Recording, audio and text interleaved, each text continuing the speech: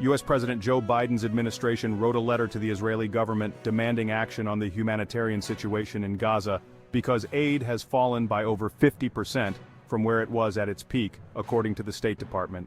Biden's administration demanded the Israeli government improve the humanitarian situation in Gaza within the next 30 days, or risk violating U.S. laws governing foreign military assistance, suggesting U.S. military aid could be in jeopardy.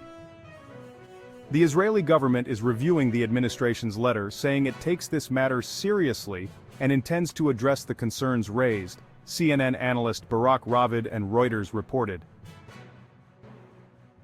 Here are the latest developments. War crime.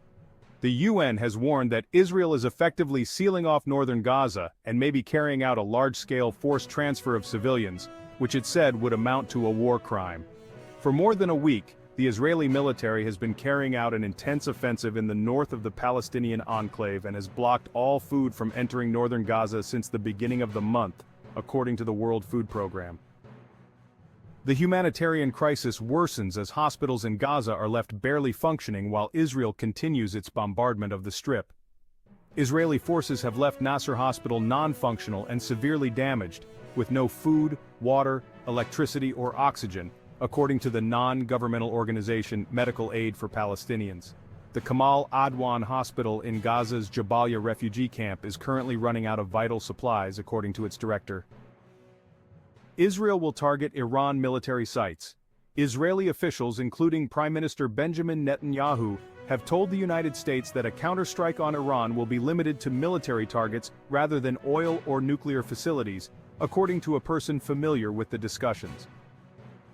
10,000 attacks in Lebanon.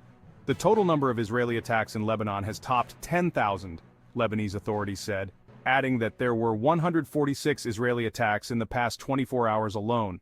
Israeli attacks killed at least 41 people and wounded 124 in Lebanon over the past day. A quarter of Lebanon under evacuation orders. Around a fifth of Lebanon's population has fled their homes, and around a quarter of the country is under Israeli military evacuation orders, according to the Middle East director of the United Nations Refugee Agency. The Israel Defense Forces insisted its ground operation in Lebanon is limited, even though 4 of its divisions are now involved in the fighting. Hezbollah strikes. 90 rockets were fired at Israel from Lebanon on Tuesday night, and at least 1 landed in the northern city of Haifa, the IDF said. Hezbollah's Deputy Secretary General Naim Qassem has called on Israelis to accept a ceasefire in Lebanon or face pain as the group changes its strategy to strike harder and deeper into Israel. Don't miss any trend. Subscribe and hit the notification button to stay updated.